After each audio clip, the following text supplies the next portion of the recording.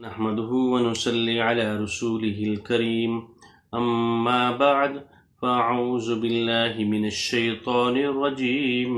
بسم الله الرحمن الرحيم لا يكلف الله نفسا إلا وسعها لها ما كسبت وعليها ما اكتسبت۔ یہ 286 نمبر آیت ہے۔ اس صورت کے اختتام کو ہم پڑھ رہے ہیں، تو اس کے ساتھ ساتھ ہم یہ دیکھنا بھی چاہتے ہیں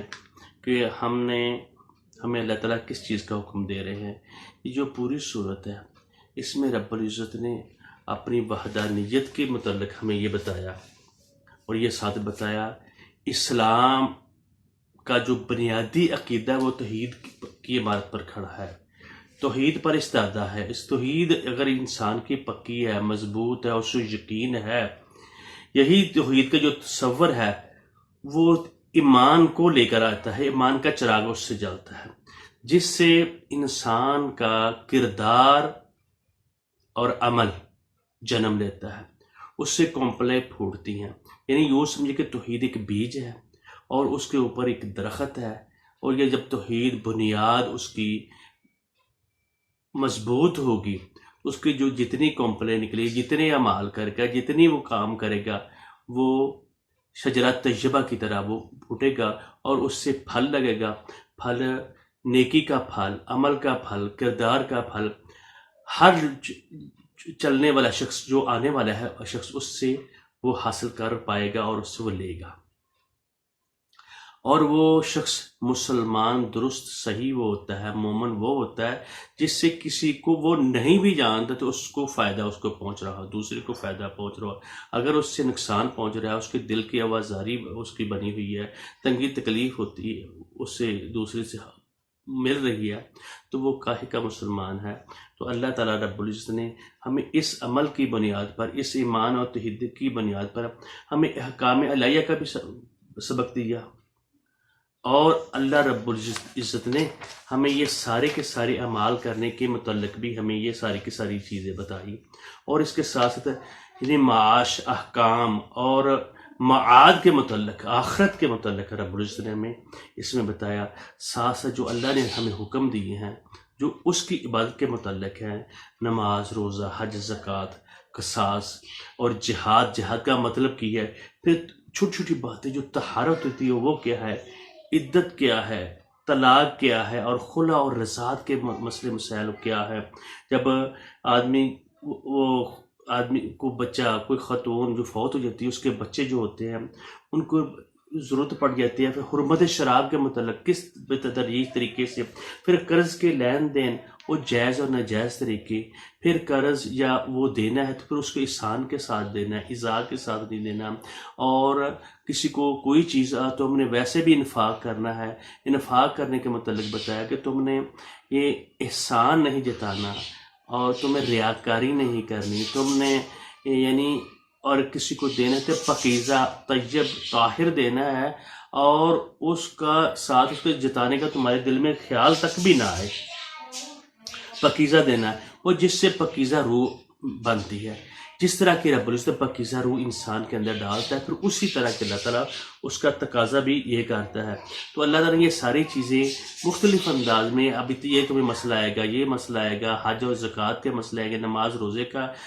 پر تم نے پابندی کرنی، پھر جہاد کرو گے تو پھر تمہارے ساتھ دشمن ہوگی، ان کے ساتھ قتال کیا کرنا ہے، پھر اس کے بعد انفاق کیسے کرنا ہے۔ یہ ساری چیزیں بتانے کے ساتھ ساتھ اللہ رب العزت نے پھر ہمیں قرض کے لین دین کے متعلق یہ بتایا، پھر آگے شہادت کے متعلق بتایا، تم نے شہادت نہیں چھپانی، جس کا شہادت جو بندہ چھپائے گا اس کا یعنی دل گناہ سے بھرا ہوا ہے، وہ گناہ گار ہے شخص، جس کو پتہ ہے یہ بات ایسی ہے اور وہ اس کی گواہی نہیں دیتا، اور جھوٹ اگر بولتا ہے، قول الزور و شہادت الزور، یہ اکبر الکبائر گناہ میں سے ہے۔ اور ساتھ اختتام کو پہنچتے اللہ رب العزت نے ہمیں یہ بات بتا دی کہ تم نے جو خرچ کرنا ہے، جو بھی چیز ہے آسمان اور زمین کے اندر ہے، وہ اللہ کی ملکیت، اللہ کی قوت، اللہ رب العزت کی ہی ہے۔ اور جس طرح تم نے شروع میں پڑھا تھا قرآن پاک کے پہلے الفاظ جو پڑھے، الحمدللہ رب العالمین، وہ اس کی حمد، اس کا شکر ہے جو رب العالمین ہے، جو سب کو پالنے والا ہے۔ اور اسی لیے اللہ تعالیٰ یہاں بھی ہمیں بتا رہے ہیں مالک یوم الدین، قیامت والے دن قوت پوری کی پوری اسی کی ہوگی۔ آج اس نے ہمیں تھوڑا سا اختیار دیا ہے، تم یہ کام اگر تم غلط کرتے ہو میں تم کو چیک کرتے ہو، تمہیں ٹائم دیتا ہوں، اگر صحیح کرتے ہو پھر بھی تم کو ٹائم دے رہا ہوں، اگر تمہیں دولت زیادہ دی ہوئی ہے تو اس کا بھی لیے بھی تم کو یہ کہہ رہا ہوں میں، تم نے یہ اس کو کس انداز سے خرچ کرتے ہو، اگر تم غریب ہو تو تمہارا صبر و شکر وہ کس قسم کا ہے۔ تو اللہ تعالیٰ بتا رہے ہیں پوری کی پوری زمین اور آسمان اور اس کے جو چیزیں بھی ہیں وہ اللہ کی ملکیت ہے، اللہ کی قوت ہے، اسی کا ہے۔ اگر تم جو اعمال کرتے ہو، جو جن باتوں کا ہم نے ابھی ذکر کیا ہے، تو اس میں تم اگر ظاہر کرتے ہو اور یا تم چھپاتے ہو اپنے دل میں، تو وہ اللہ تعالیٰ کو چیز کا پتہ ہے۔ فَيَغْفِرُ لِمَن يَشَاءُ وَيُعَذِّبُ مَن يَشَاءُ، وہ جس کو چاہے گا اپنے قانون کے مطابق یعنی وہ اس کو یعنی معاف کرے گا یا پھر اس کو سزا دے گا، لیکن اپنے قانون کو اللہ تعالیٰ نہیں بدلنے والا۔ واللہ علی کل شیء قدیر، اللہ ہر چیز کے اوپر قادر ہے۔ اور ساتھ یہ بتایا کہ یہ جتنے بھی انبیاء آتے ہیں، جتنے بھی نبی اور رسول آتے ہیں، ان کے لیے اللہ رب نے بتایا ہے، اور اللہ تعالیٰ ڈانپ لیتا ہے، اور جو اس کی قوت اتنی ہے، فعال لما یرید، وہ جو چاہتا ہے وہ کرتا ہے۔ ان اللہ یفعل ما یشاء، جو اللہ رب العزت چاہتا ہے وہی کرتا ہے۔ اور اسی طریقے سے اللہ رب العزت نے فرمایا آمن الرسول بما انزل الیہ من ربہ والمؤمنون، ایمان رسول سب سے پہلے لایا، مبلغ آدمی ہو، اللہ کے محمد رسول اللہ صلی اللہ علیہ وسلم مسلح پر ہو، اس کے ممبر پر بیٹھا ہو، اس کا کریکٹر اور درست نہ ہو، صحیح نہ ہو، جھوٹ بولتا ہو، بد دیانتی کرتا ہو، چوری چکاری بھی کرتا ہو، غیبت بھی لوگوں کی کرتا ہو، تو ایسے آدمی کو پاک اور صاف ہونا چاہیے۔ اس طرح کہ محمد رسول اللہ صلی اللہ علیہ وسلم کے اخلاق حسنہ تھے، اس نے کوشش پوری کرنی چاہیے پورے قوت کے ساتھ۔ آمن الرسول، تو اللہ تعالیٰ اس چیز کی گواہی دے رہا ہے، رسول ایمان لے آیا بما انزل الیہ من ربہ، جو اس کے اوپر اتارا گیا تھا، اس کو کسی قسم کا شک نہیں ہوا، اس میں اشتباہ نہیں ہوا، اس نے یہ نہیں کہا یہ کہانت ہو کہ ویسے مجھے ویسے خیالات آ رہے ہیں، فوری طور پہ رسول ایمان لایا۔ اور سب سے بڑی بات ہے آمن الرسول بما انزل الیہ من ربہ والمؤمنون، اور جو مومن بندے ہیں وہ بھی ساتھ ایمان لے کر آئے۔ یہ سب سے فطرت سلیمہ تھی نبی اکرم صلی اللہ علیہ وآلہ وسلم کی، ان کو فوری طور پر پتہ چلا، اور سب کی سب جتنے بھی لوگ تھے فرمایا ہر کل آمن باللہ وملائکتہ وکتبہ ورسلہ لا نفرق بین احد من رسلہ، ہر شخص ہر ایک چیز پر ایمان ہے۔ آمن باللہ، اللہ پر یقین لائے، فرشتوں پر ایمان ہے، وہ کیونکہ فرشتے امین ہیں یہ کتاب کو لے کر آنے والے، اور جو وہ کرتے ہیں فعال جو اللہ تعالیٰ ان کو حکم دیتا ہے وہ کرتے ہیں، اور یفعلون ما یؤمرون، جو وہ ان کو اللہ رب العزت عزت دیتے ہیں وہ حکم وہ کرتے ہیں۔ جتنی کتابیں ہیں وکتبہ ورسلہ، اس کی کتابیں جو آسمان سے اتری ہیں ان کے اوپر یقین کرنا اور ایمان لانا، یہ بات یہ ہے۔ اور فرمایا لا نفرق بین احد من رسلہ، ہم کسی رسول کے درمیان کسی قسم کا تفریق نہیں کرتے۔ یہ اللہ رب العزت ہمیں بتا رہے ہیں، اور ساتھ یہ بتایا جا رہا ہے کہ کسی رسول میں فرق کرنا۔ انہوں نے کہا کہ ہم نے ایک یا دو رسول کو نہیں ماننا، اور یہودیوں نے اور نصارہ نے کہا کہ ہم نے ایک کو نہیں ماننا، کسی نے کہا ہم نے دو کو نہیں ماننا، تو کیا ہو گیا؟ اللہ تعالیٰ ہمیں بتا رہے ہیں سب پر ایمان لانا ہے، اور ان کو بھی یہ ساتھ بتایا جا رہا ہے، ان کو خطاب ہو رہا ہے، وہ جو لوگ ادھر بیٹھے ہوئے یہ سن رہے ہیں۔ تو فرمایا ساتھ یہ بتایا والذین یؤمنون بما انزل الیک وما انزل من قبلک، شروع میں یہ بات بتا دی تھی، وہ لوگ کامیاب ہوں گے جو ایمان لائیں گے انزل الیک، اس کتاب کے اوپر۔ سب سے پہلی بات ہوئی وما انزل من قبلک، جو تو اس سے پہلے کتب، جو رسول، جو لوگ بھی ہے ان کو بھی یقین جانا وہ اللہ کی ہی طرف سے ہے، اور یہ بھی اللہ کی یہ ایک لڑی چلی آ رہی ہے، ان لوگوں نے نہیں مانا، اس لیے اللہ رب پھر اس کے ساتھ ہی بتا دیا یہی لوگ ہیں کامیاب، یہی ہے لوگ کامیابی پانے والے۔ اور آگے فرمایا تلک الرسل فضلنا بعضهم علی بعض، اور یہ وہ رسول ہیں جن کو ہم نے فضیلت دی ایک دوسرے کے اوپر. ان میں سے کئی ایسے تھے جنہوں نے اللہ رب العزت سے بات کی. وَكَلَّمَ اللَّهُ وَرَفَعَ بَعْضَهُمْ درجات. اور پھر بات کیا ہوئی؟ وَقَالُوا سَمِعْنَا وَأَطَعْنَا. وہ لوگوں کہتے ہیں سمعنا وعصینا، ان لوگوں نے پہلے مانا پھر ساتھ نافرمانی بھی کر دی. اور جس نے کہہ دیا سمعنا وأطعنا، اور ہم نے سن لیا اور اطاعت کی بلا چوچرا. غفرانک ربنا، اے ہمارے رب ہم کو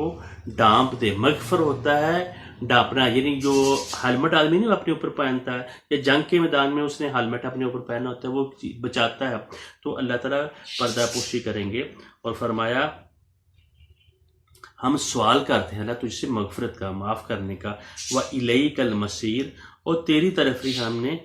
لوٹ کر جانا ہے. یہ اللہ رب العزت کی طرف سے یہ باتیں آ رہی ہیں. دیکھیں ادھر بھی اللہ رب العزت نے، ہم نے شروع میں اس نے کہا کہ جو تم ظاہر کرو گے یا تم چھپاؤ، اللہ رب العزت کو پتہ ہے. دیکھیں نا، ہمیں اس چیز کا اندازہ ہونا چاہیے. تو اللہ تعالیٰ اس کو نکال لے کر وَإِن تُبْدُوا مَا فِي أَنفُسِكُمْ، جو تمہارے دلوں میں چھپا ہوا ہے، تمہارے دلوں میں تو ہے وہ، تم اس کو ظاہر کرو یا اس کو چھپاؤ. يُحَاسِبْكُمْ بِهِ اللَّهُ، اللہ تعالیٰ تم سے اس کا حساب لے گا. ایک ہوتا ہے ارادی طور پر، یعنی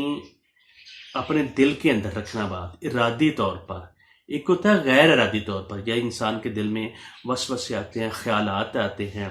اور وہ ان سے چھٹکارا کرتا ہے، اس کو تکلیف ہوتی ہے یہ میرے دل میں کیوں آ رہے ہیں.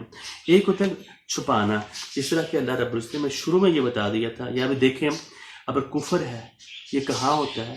دل کے اندر ہوتا ہے. شرک ہے وہ کہاں ہوتا ہے؟ تکبر کہاں ہوتا ہے؟ وہ بھی دل کے اندر. حسد کہاں ہوتا ہے؟ وہ بھی دل کے اندر انسان نے چھپایا ہوتا ہے. وہ بغض کہاں ہوتا ہے؟ بدگمانی کہاں ہوتی ہے؟ بدنشتی کس جگہ پہ ہوتی ہے؟ تو اللہ تعالیٰ ہمیں بتا رہے ہیں اس کو میں تم سے اس کا حساب لوں گا. اور جو لوگ جن کے دل میں کفر، شرک، تکبر، بغض اور حسد کا سے بھرے ہوتے ہیں، ان کو اللہ رب العزت، ان کو پھر اللہ تعالیٰ سمجھ ان سے چھین لیتے ہیں. اس کتاب کی اس کی حکمت کی تو شروع میں بتا دی تھا. ختم اللہ علی قلوبہم، ان کے دلوں پر ہم نے ٹھپا لگا دیا، مور لگا دی. وہ سنیں گے، دیکھیں گے، ہاتھ ہوں گے، چلیں گے، وہ دیکھتے بھی ہوں گے، لیکن اصلی سی ان کو چیز سمجھ نہیں آ رہی ہوگی. ان کے اوپر ٹھپا لگا دیا اللہ تعالیٰ نے. علی قلوبہم وعلی سمعہم، ان کے کانوں کے اوپر ٹھپا لگا دیا. وعلی ابصارہم، دیکھ رہے ہیں لیکن ان کو سمجھ نہیں ہے ہم کیا دیکھ رہے ہیں. تو اللہ تعالیٰ یہ بھی ہمیں بتا رہے ہیں تم نے تجسس نہیں کرنا، غیبت نہیں کرنی، یہ سارے. اور دیکھیں پھر اس کے ساتھ ساتھ دوسری چیز جو ہے کفر، شرک، حسد، بدگمانی اور نفاق اور شرک جو ہوتا ہے انسان کے اندر ہوتا ہے، اس کے دل میں ہوتا ہے. اور اسی دل کے اندر اگر پاک صاف دل ہو، اولے الالباب والا دل ہو، اچھے لوگوں والا دل ہو، تو اس میں ایمان ہوتا ہے، اس میں تقوی ہوتا ہے، اللہ تعالیٰ سے ڈرتا ہے، ہر چیز سے وہ ڈرتا ہے. اور وہ یؤمنون بالغیب، اللہ تعالیٰ کے ہاں کھڑے ہونے سے وہ ڈرتا ہے. اور ارادی اور غیر ارادی جو ہوتا ہے نا، یہ چیز جو ہے اللہ رب العزت اس سے، جس نے غیر ارادی طور پہ، اس نے غیر اختیاری طور پہ اس کے اندر وسوسے آتے ہیں، اس سے تو اللہ تعالیٰ تجاوز کریں گے. جو دل میں رکھ کر وہ اس طرح کی حرکات کرے گا، یہ معاملات کرے گا، اور حسد، بغض، کینہ اور شرک اور تکبر یہ کرے گا، اس کے اللہ تعالیٰ حساب لیں گے اور اس کے اوپر رحمت کریں گے. جب ایمان کا تعلق بھی ان دل کے ساتھ ہوتے ہیں، اور اس کا شکر کا تعلق اس کے دل کے ساتھ، استقامت اور اس کی نیت اور اس کی حمد، اس کا توکل اور اس کا جو عمل نیک صالح عمل ہوتے ہیں، اس کا بھی تعلق انسان کے دل پر ہوتا ہے. تو اللہ تعالیٰ ہمیں بتا رہے ہیں تم دل میں جو چھپائی ہوئی بات ہوگی اس کا میں تم سے حساب لوں گا. غسل ما فی الصدور، جو تمہارے سینوں میں کے اندر جس چیز چھپی ہوئی ہے اس کو میں ظاہر کر دوں، نکال کھینچ لوں گا. اور جو بھی تم اس میں رکھو گے وہ اس کو میں باہر نکال دوں گا. آگے اللہ رب العزت اسی چیز میں ہمیں بتا رہے ہیں اگر تم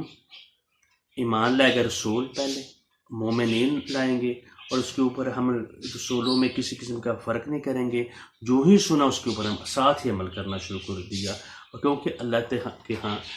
ہمیں جانا پڑے گا. اور یہ ہم نے شروع میں اللہ رب العزت سے مانگی تھی بات، یا اللہ اہدنا الصراط المستقیم صراط الذین انعمت علیہم، ان لوگوں کا رستہ، ان لوگوں کا چال چلنا، ان لوگوں کا ہمیں اس طرح کا معاملہ کر دے جو جن کے اوپر تیرا انعام ہوا، جن پر تیرا غضب ہوا، جن کو تو غصے ہوا، ان کا رستہ ہمیں نہیں چاہیے. یہ وہی لوگ ہیں، اللہ تعالیٰ بھی ہمیں بتا رہے ہیں، میں جو تمہیں یہ کتاب دی ہے، لا یکلف اللہ نفسا الا وسعها، اللہ رب العزت کسی انسان کے اوپر، اللہ تعالیٰ کسی کے اوپر کوئی ذمہ دار نہیں ٹھہراتا کسی جان کو اس کی وسعت کے مطابق، اس سے زیادہ اللہ تعالیٰ اس کے اوپر بوجھ نہیں ڈالتا. اسی طریقے سے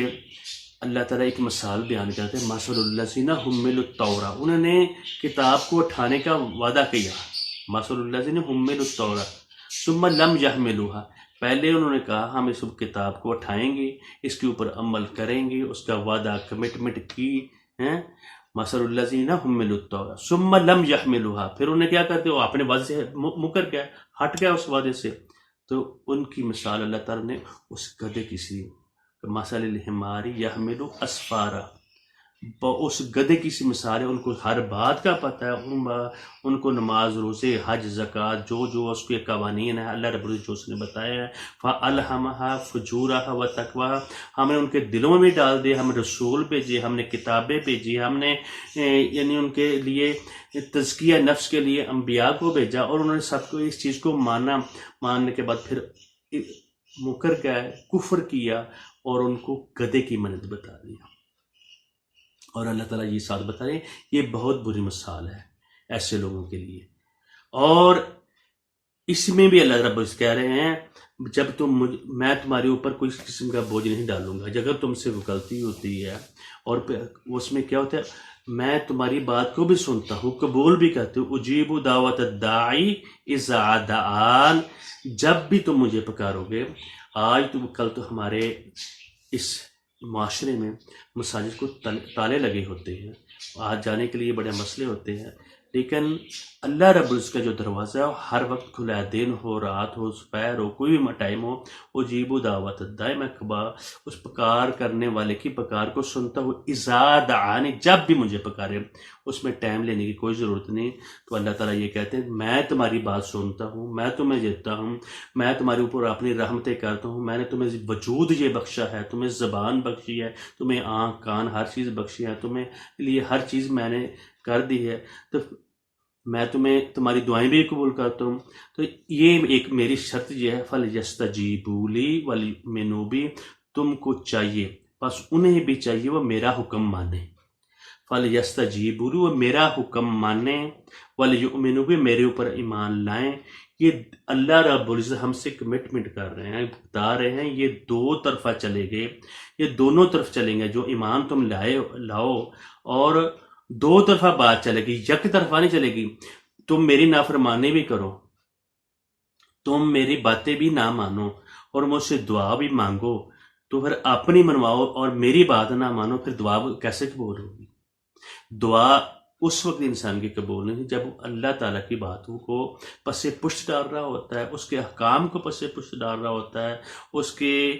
جو فرامین ہے ان کو نہیں مان رہا ہوتا، زبان سے تو بول رہا ہوتا ہے، اس کا دل بھی مان رہا ہے، عملاً اس کا کچھ بھی عمل نہیں ہے. تو اللہ تعالیٰ یہ کہہ رہے ہیں لیکن تم ہماری بات نہیں مانتے، تو پھر تمہاری دعا تمہیں کیسے قبول ہوگی؟ تم دعائے قنوت کرو، تم تہجد پڑھو، جو مرضی کرو، تو اس وقت اللہ رب العزت میرے حکم کو تم پاؤں کی تلے رون دو، میری بات کو نہ مانو، صرف زبان اور اقرار سے مانو، عملاً تم کچھ بھی نہ کرو. یہ کیسے ہو سکتا ہے؟ یہ یک طرفہ نہیں ہوگا، دونوں طرف ہو جائے گا. جس طرح کہ ہم بات مانتے ہیں، اپنی پارٹی کی بات مانتے ہیں، اس کو مادیت، پیسے کو اللہ تعالیٰ کے حکم پیچھے ڈال دیا، سود ہے جو جیسی مرضی روزی اس کو ہم نے کمائیں گے، یا کسی بھی سیاسی پارٹی کی پوجا پاٹ کریں گے، اللہ کے حکم کو پس پش ڈال دیں گے، ترجیح ہم نے اپنی خواہشات کو ہم نے رکھ دیا ہو، تو یہ کیسے ہو سکتا ہے دعائیں قبول ہوں؟ تو اللہ تعالیٰ یہ ہمیں بتا رہے ہیں میں تمہارے اوپر اتنی مشقت ڈالوں گا جتنی تمہاری وسعت ہوگی۔ انسان کی شخصیت ایک ہیولے کی طرح ہے، ایک پارٹ کی طرح ہے، جس طرح ڈلائی والے لوگ کا نہیں کام کرتے، اپنے سانچے بناتے ہیں، اپنے پرزے وغیرہ بناتے ہیں، اس شکل کا ایک سانچہ بنا لیا جاتا ہے، یا لکڑی کا یا لوہے کا، تو اس میں پگھلا کر تانبا، سونا، چاندی جو کچھ بھی ڈالتے ہیں تو وہ اس طرح کی شکل بن جاتی ہے۔ تو ہر اللہ تعالیٰ نے انسانوں کو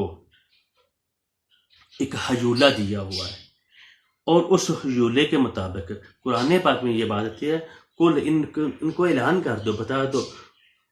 کل یعمل علی شاکلتہ، ہر شخص اپنے شاکلہ، اپنی حیثیت، اپنے وجود، اپنی ذہانت، اپنی سوچ کے مطابق، اپنے وسائل کے مطابق کام کر رہا ہے۔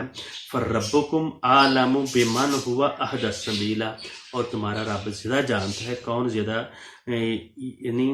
سیدھا صحیح رستے پر ہے، اپنے شاکلہ کے حساب سے۔ صرف اور صرف دنیا داری کے لیے ہم اگر کوشش کرتے رہیں گے،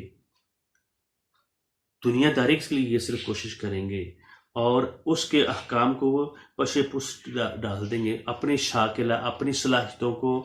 رب کے قانون، اس کے احکام کے مطابق اس کو نہیں چلائیں گے، اس کے دین کو، اس کی سربلندی کے لیے یہ فردن حکم ہے، اجتماعی بھی حکم ہے اور انفرادی طور پہ ہر شخص کو حکم ہے، جتنی اس میں طاقت ہے، جتنا اس میں استطاعت ہے، اس پیغام کو بھی پہنچائے اور خود بھی عمل کرے۔ پہلے خود عمل کرے، پھر اپنے گھر والوں کو کرنے کا حکم دے، پھر آپ نے اس حیولے کے مطابق اللہ تعالیٰ اس کو، اس کی ذہانت، اس کی استطاعت، اس کی جسمانی قوت ہوگی، اس کی صلاحیتیں جتنی بھی ہوں گی، جو اس کی صلاحیت کے مطابق اللہ تعالیٰ اس سے حساب بھی لے گا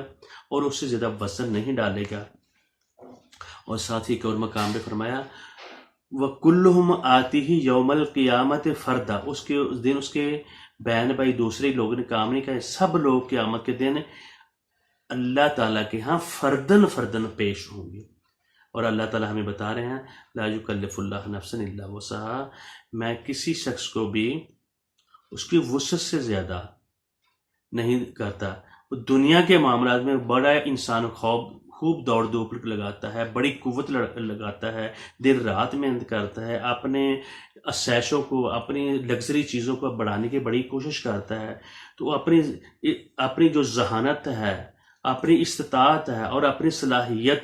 کے بغیر تو دنیا میں بھی تم اپنی محنت اور کام نہیں کر سکتے۔ جب ان دنیا بھی کمانی ہو، اپنی استطاعت، ذہانت، صلاحیت پوری کی پوری آدمی لڑاتا ہے، تو اس کام کے لیے، اللہ کی خوشنودی کے لیے بھی اگر کام کریں گے تو کامیابی ہوگی، پوری اس نے قوت لڑائی ہوگی، تو پھر اس کو اللہ تعالیٰ کامیاب و کامران کریں گے۔ اور ساتھ اللہ تعالیٰ بتا رہے ہیں یہ جو اب وہ کام کرے گا تو پھر جتنی اس نے قوت، جتنی صلاحیت، جتنی استطاعت اس نے لگائی ہوگی، لہا ما کسبت، اس کو اس کے کمانے کا، اس جان کے لیے وہ ہوگا جو اس نے کمایا ہے، اس کو یہ ملے گا۔ وَعَلَيْهَا مَكْتَسَبَ، اس جان کے لیے وبال بھی وہی ہوگا جو اس شخص نے کمایا ہے۔ لے میں نے ملکیت ہوتا ہے، یعنی لہا، اس شخص کے لیے، اس کو جو صحیح اعمال کرے گا وہ اس کو کمائے گا، وَعَلَيْهَا، اس کے خلاف جائے گا ما کسب، جو اس نے برائیاں کمائی ہوں گی۔ اور یہ کافی بات لمبی ہو جاتی ہے، تو ہم انشاءاللہ الرحمن آگے پھر دوبارہ اس آیت کو ابھی آدھی پڑھی ہے، پھر آگے اور پڑھنے کی کوشش کریں گے۔ پیچھے والے کا ہم نے تھوڑا سا جائزہ لینے کی کوشش کی ہے، تو اللہ تعالیٰ ہمیں قرآن پاک کو سمجھنے کی توفیق دے۔ یہ آخری آیات ہمیں چل رہی ہیں، تو انشاءاللہ الرحمن یہ ختم ہونے کے قریب ہے، تو آئندہ انشاءاللہ الرحمن ہم لفظ بلفظ بات کرنے کی کوشش کریں گے، پھر اس کے بعد اس آیت کے اوپر بات کیا کریں گے، تاکہ ہمیں اس کو واضح سمجھیں، تاکہ ہم ایک آیت پڑھیں اور ایک یا دو یا تین پڑھیں، تاکہ ایک معاملے کی پوری بات کی ہمیں سمجھ آ جائے۔ اب ہم یہ دعا پڑھ رہے ہیں، یہ اپنی صلاحیت اللہ تعالیٰ سے ہم مانگ رہے ہیں، جس طرح کے پہلے لوگوں کے لیے یہ معاملات آئے تھے، جو کفار تھے، جو یہود اور نصارہ تھے، یہ وہی چیز آ رہی ہے جو پہلی آیات جو سورۃ الفاتحہ میں ہم نے پڑھا تھا،